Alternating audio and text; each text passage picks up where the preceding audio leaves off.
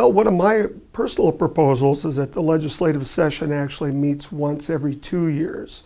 Now we would, to pass laws. The interim year would be used on committee work.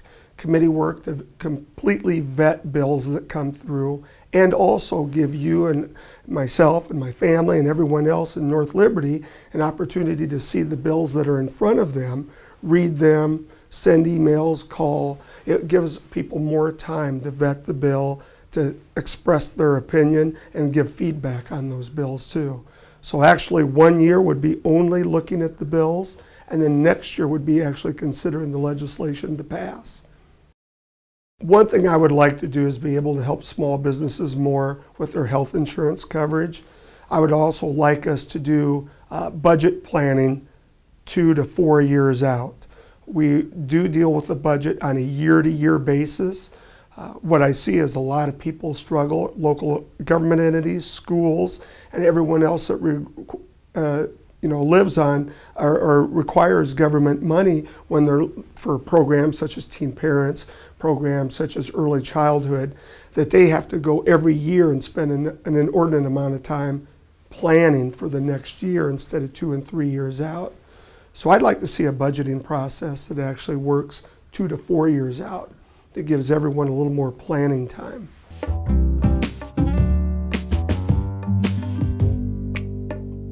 My personal goal is to make sure that my 2 girls are successful in school, that everything is going well in the home front, but also that we have long-term plans for our community.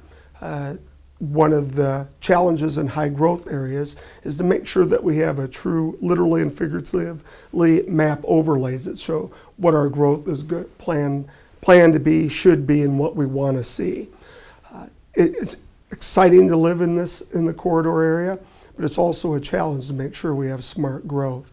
And one of the things we did this year in the legislature is passed a bill for smart growth, which $30 million is available for smart growth activities for communities to tie into for infrastructure, like Highway 965, or other infrastructure needs, things that aren't so popular or so colorful when we talk about wastewater treatment plants and wells for water and curbs and gutters and stormwater retention. But that's what that money's set aside for.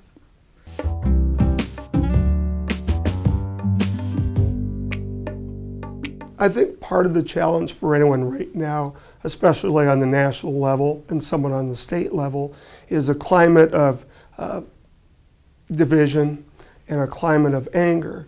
And when I meet with voters, when I talk to people in the community, some people are angry, and sometimes they have a hard time narrowing the focus of exactly what they're angry about. Is it taxes? Is it just general direction of what we're going? Is growth too fast? We all say we like change, but when we go back home and sit in the lazy boy and flip on the TV, we go, well, maybe we don't want as much change as we say we would like. So that can be a challenge too. I think in terms of re-election, I hope the people in House District 30 think I've done a good job representing them, but there's always room for improvement. And one of the negatives I think sometimes people have in office, and I try to catch myself, and my wife is very good at this, it reminded me, is we need to listen more. We tend to be good at talking, but we need to get better at listening. And that's something I think we all need to improve on.